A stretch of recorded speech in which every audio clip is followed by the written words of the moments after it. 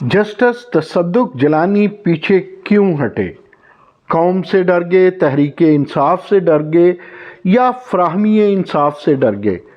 पहले तो वो मान गए थे।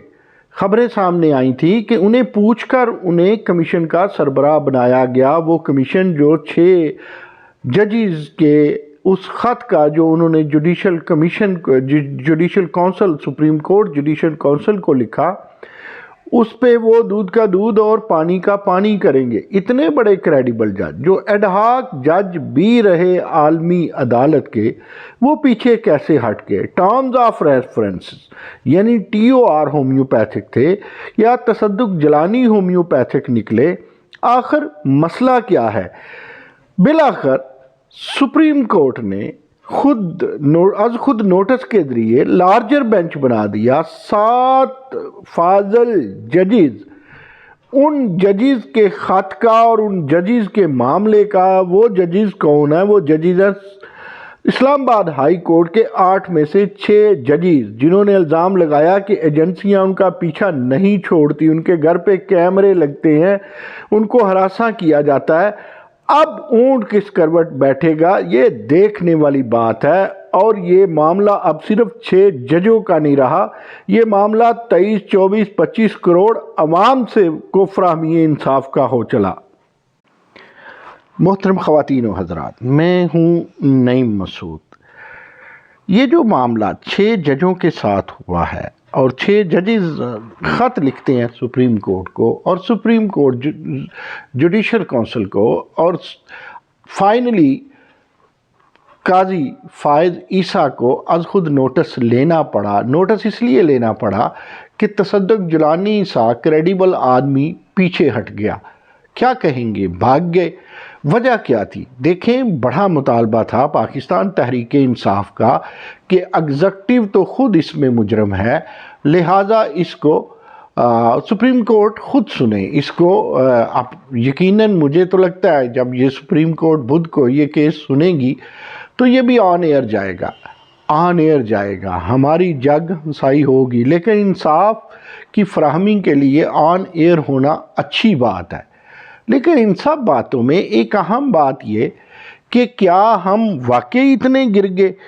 इन 6 जजेस के साथ जो हुआ और इससे पहले भी जो होता रहा, इससे पहले भी एजेंसियों की हुकूमत रही, ये सब चीज़ें क्या थी और क्या हैं?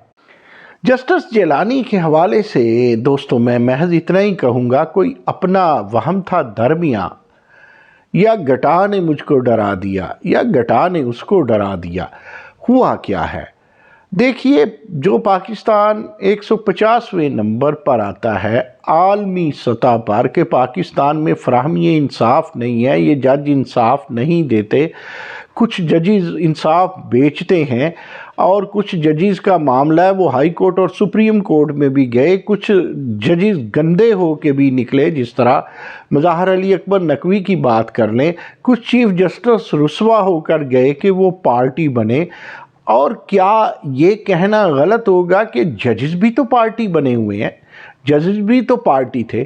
क्या भुट्टो केस में जजेस पार्टी नहीं थे?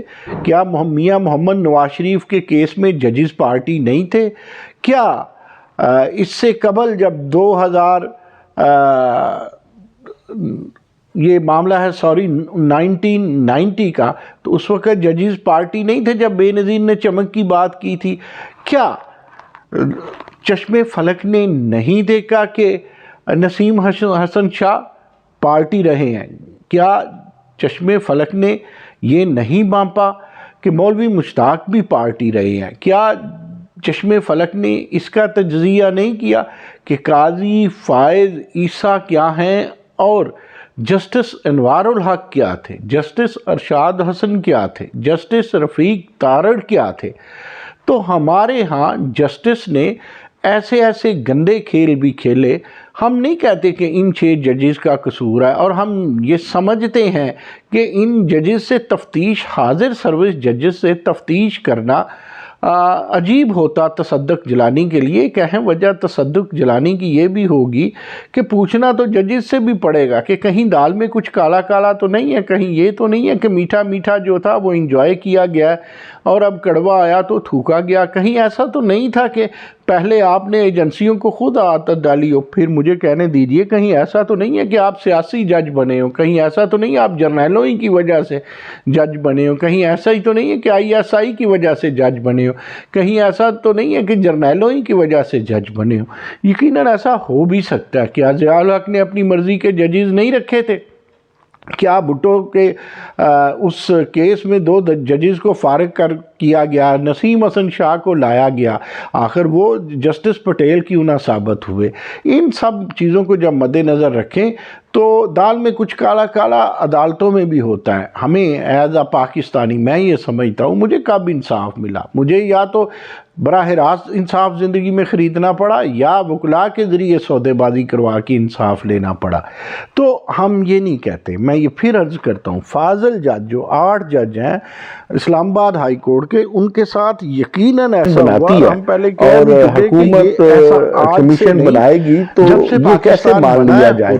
پھر لیکن اس اینکر پرسن کا یہ بھی, بلکہ میرے ساتھ دیگر پینلسٹ جو تھے ان کا بھی یہ خیال تھا کہ یہ کیا بات ہوئی, وزیر اعظم اور چیف جسٹس سپریم کورٹ کا بیٹھ کر, اور ہمارے ہاں یہ کیوں ضروری تھا کہ وہ میٹنگ کرتے؟ اس میں تو میٹنگ نہیں کرنی چاہیے تھی, اور بلکہ مطالبہ تھا, BDI کا بھی مطالبہ تھا کہ سپریم کورٹ خود اس کا پھر ریزلٹ نکالے. ماشاءاللہ نظام کے تحت میں لیکن میرے خیال میں سپریم کورٹ کے سامنے تو یہ سوالات بھی ہوں گے جو میں نے انٹرو میں کہے کہ پھر تو بہت سے خط آ سکتے ہیں, بہت سے اداروں کو دوسرے اداروں سے شکوے ہیں, تو کیا اس طرح ریاست چل پائے گی؟ ان سب چیزوں کو دیکھتے ہوئے میں ایک عرض کروں گا, کمیشن کی اہمیت اپنی جگہ, سپریم کورٹ کی اہمیت اپنی جگہ, حکومت کی اپنی اہمیت, لیکن ایک ٹرائی اینگل اور بھی ہے. اس ٹرائی اینگل کو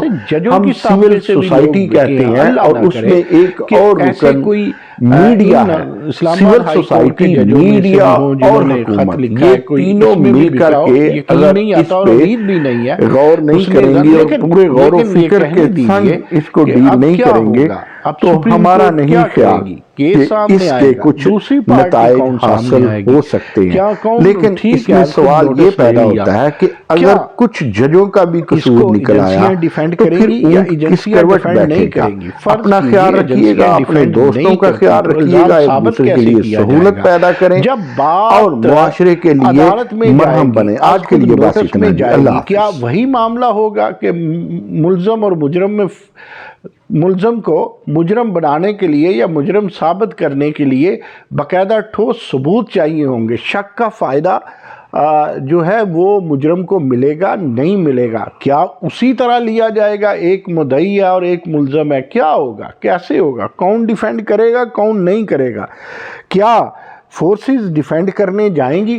یہ اگلی باتیں ہیں. لیکن جب کیس کورٹ میں جاتا ہے تو عموماً تو یہ ہوتا ہے, میں ایک عام آدمی ہوں, میں تو یہ سمجھتا ہوں کہ تفتیش ہوگی, پوچھا جائے گا, سوال اٹھائے جائیں گے, آئین کی بات ہوگی. تو یہ سب چیزیں میں یہ بھی سمجھتا ہوں کہ سپریم کورٹ نے اس کیس کو از خود نوٹس کے تحت ایک بہت بڑا ٹیسٹ کیس بنا لیا ہے. اب سپریم کورٹ کا یہ لٹمس ٹیسٹ سمجھ لیں یا ایسڈ ٹیسٹ سمجھ لیں, یقین کیجئے یہ بہت بڑا ٹیسٹ ہے. یقین کیجئے کہ پاکستان کی ہسٹری بدلنے جا رہی ہے, یا کم از کم عدالتی ہسٹری پہ یا تو دودھ کی طرح دھل جائے گی, دودھ سے دھل جائے گی, یا پھر یہ ایک بہت بڑا دھبا آنے والا ہے. یہ تو آنے والا وقت ہی بتائے گا. کام مشکل ہے, یہ انتہائی نازک مسئلہ ہے, اور اس مسئلے کو یہ جو 7 رکنی لارجر بینچ بنا ہے یہ کس طرح لیتا ہے, کس طرح نہیں لیتا. اب پورے 23-24 بلکہ ہم تو کہتے ہیں 25 کروڑ کی عوام کی نظریں اس پر ہے. دعا ہے اللہ تعالیٰ میرے ملک کو خوش رکھے, خرم رکھے, گلشن کا کاروبار چلے. آج تک کے لیے صرف اتنا ہی دوستو، اپنا خیال رکھیں، اپنے عزیزوں کا خیال رکھیں، ایک دوسرے کے لیے سہولتیں پیدا کریں۔ بہت شکریہ۔